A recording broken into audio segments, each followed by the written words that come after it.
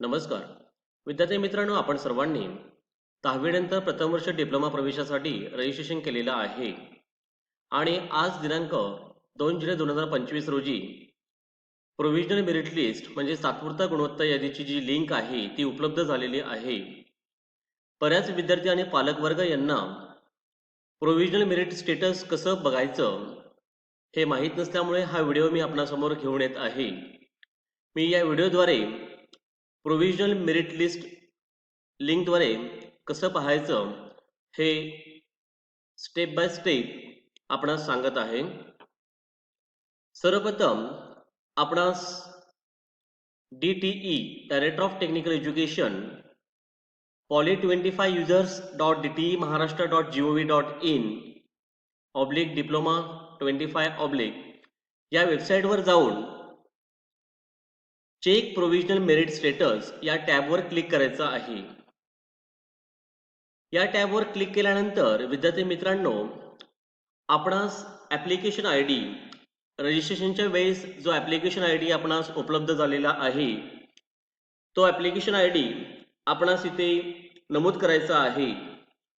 जसं DN25150072। त्याचप्रमाणे आपले जे बर्थ डेट आहे ते आपणास इथे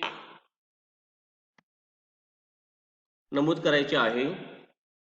जसं 8 फेब्रुवारी 2009 आणि त्यानंतर आपणास कंटिन्यू या टॅबवर क्लिक करायचं आहे। कंटिन्यू केल्यानंतर विद्यार्थी मित्रांनो, आपण जी माहिती आपणासमोर प्रदर्शित झालेली आहे ती काळजीपूर्वक चेक करायची आहे।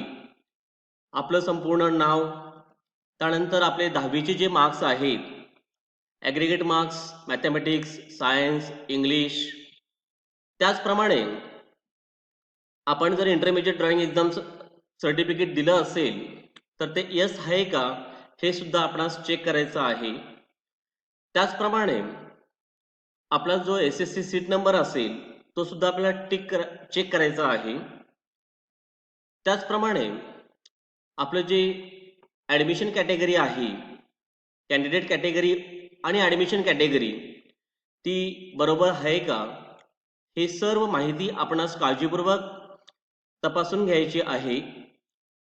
त्यानंतर मेरिट लिस्ट जो स्टेट लेवल मेरिट नंबर आहे, त्यानंतर state level category general merit number, home district merit number आहे आणि state level female general merit number, हे सर्व मेरिट नंबर आपणास इथे पाहावयास मिळत आहेत।